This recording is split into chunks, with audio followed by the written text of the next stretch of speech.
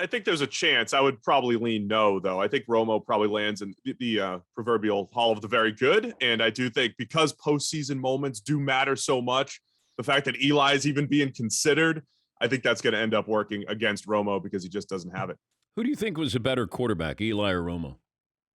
I mean, I think throw for throw, Romo was a better quarterback. I do think that the postseason moments do matter, and they certainly will matter with the voters.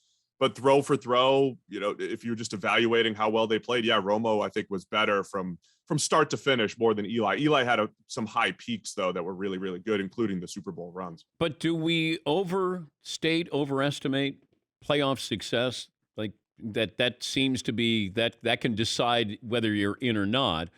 But do we not give as much importance to the regular season with some of these quarterbacks?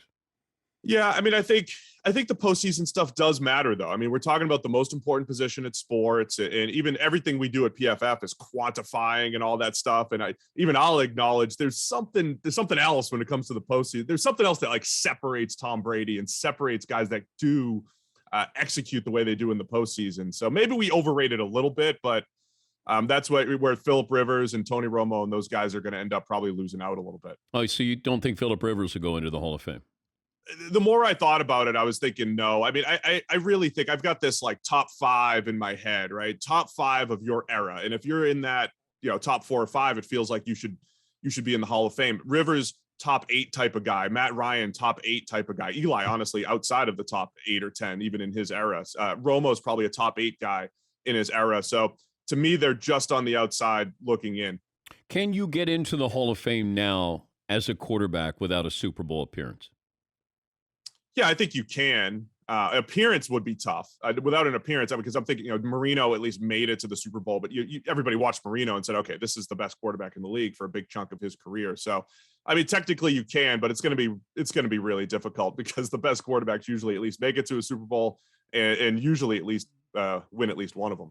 I'm going to throw out some numbers here with Romo and Eli. Losing seasons as a starter. Romo, 0. Eli, 5.